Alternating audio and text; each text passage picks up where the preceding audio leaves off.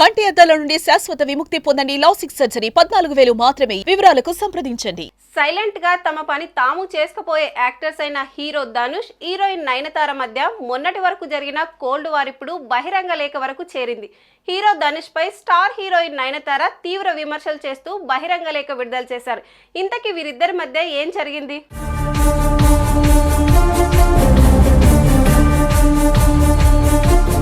అసలు విషయానికి వస్తే నయనతార డాక్యుమెంటరీ నెట్ఫ్లిక్స్ రిలీజ్ చేయనుంది. ఇందుకోసం నయనతార జీవిత ప్రయాణంలో ధనుష్ నిర్మించిన నేను రౌడీని అనే సినిమాకు ఎంతో ప్రాధాన్యం ఉంది. దీంతో ఆ సినిమాలోని కొన్ని లిరిక్స్, క్లిప్స్, సీన్స్ ను వాడుకుంటామని ధనుష్ ను నయన్ రిక్వెస్ట్ చేసింది. అలా వాడుకునేందుకు ఎన్ఓసిని ధనుష్ నుంచి కోరింది. కానీ ధనుష్ మాత్రం అందుకు అంగీకరించలేదు. ఎన్నోసార్లు అడిగినా ధనుష్ పర్మిషన్ కాదు కదా, కన్సిడర్ కూడా చేయలేదు. తన డాక్యుమెంటరీకి ఆ లిరిక్స్ సరిగ్గా సెట్ అవుతాయని చెప్పిన ధనుష్ ఇవ్వలేదు. సర్లే ధనుష్ ఇవ్వడం లేదు కదా అని ఆ సినిమా టైంలో బిహైండ్ ద సీన్స్ లో తమ కెమెరాలో తీసుకున్న విజువల్స్ ని ఓ 3 సెకండ్ల పాటు అందులో వాడారట. ధనుష్ అంగీకరించడం లేదు కదా అని మొత్తం ఎడిట్ చేసి రీషూట్ చేశారు. అలా 3 సెకండ్ల పాటు వాడుకున్నందుకు 10 కోట్లు కట్టమని ధనుష్ లీగల్ నోటీస్ పంపారు.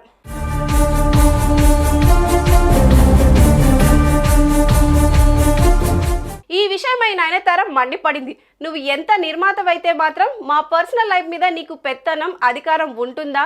సినిమాలోని సీన్స్, క్లిప్స్ వాడొద్దన్నావు. మా సొంత కెమెరాలో తీసుకున్న బిహైండ్ సీన్స్ కూడా వాడుకోవద్దా? దీనిపై మేం కూడా కోర్టులోనే తేల్చుకుంటాం. ఇక్కడే నీ వ్యక్తిత్వం ఏంటో తెలుస్తుంది. సినీ రంగంలో ఎలాంటి బ్యాక్గ్రౌండ్ లేని ఒంటరి మహిళగా సవాళ్లతో కూడిన చిత్ర పరిశ్రమకు వచ్చి కష్టపడి చిత్తశుద్ధితో ఈ స్థాయికి చేరుకున్నాను. నన్ను ప్రేమించే నా అభిమానులకు, సినీ పరిశ్రమకు నా ప్రయాణం గురించి బాగా తెలుసు. నాపై చాలా సంవత్సరాలుగా జరుగుతున్న కొన్ని తప్పుడు చర్యలను నేను ఇప్పుడు ధైర్యంగా బయట పెట్టాలనుకుంటున్నాను. తండ్రి శ్రీ కస్తూరి రాజా సపోర్ట్తో great director brother K Selvaraghavan దర్శకత్వంలో సినీ పరిశ్రమకు వచ్చి హీరోగా గుర్తింపు తెచ్చుకున్నావు. కానీ నాలాగే నా అభిమానులు, శ్రేయోభిలాసులు చాలామంది నెట్ఫ్లిక్స్లో విడుదలయ్యే documentary Nayanthara beyond the fairy tale కోసం ఎదురు చూస్తున్నారు. ఈ డాక్యుమెంటరీ స్ట్రీమింగ్ కోసం ఎన్నో అడ్డంకులను అధిగమించి అన్ని పనులు పూర్తి చేసి ఇప్పుడు విడుదలకు సిద్ధమయ్యాము. కానీ ఇప్పుడు మీ రివెంజ్ ప్రవర్తన నా భర్తను మాత్రమే కాకుండా డాక్యుమెంటరీకి పనిచేసిన ప్రతి ఒక్కరిపై పడింది. ప్రేమ పెళ్లితో సహా నా జీవితంలోని ఆనందఘట్టాలు ఉన్న ఈ డాక్యుమెంటరీలో తీపి జ్ఞాపకాలను తీసుకెళ్లడానికి పలు సినిమాలోని సీన్లను ఉపయోగించేందుకు చాలామంది వెంటనే అంగీకరించారు. కానీ నానం రౌడీతన్ సినిమా రాలేదని బాధగా ఉంది.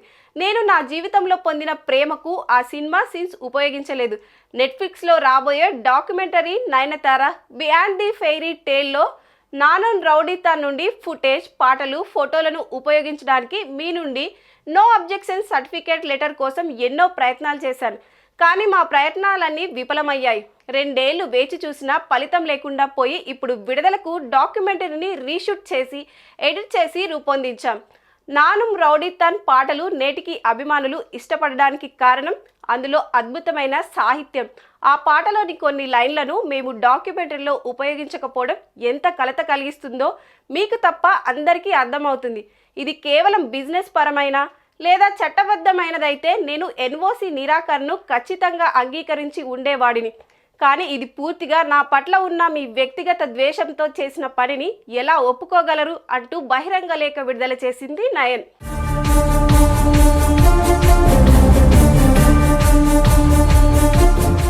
ఇక నయన్ చేసిన వ్యాఖ్యలు ఇప్పుడు వైరల్ గా మారాయి.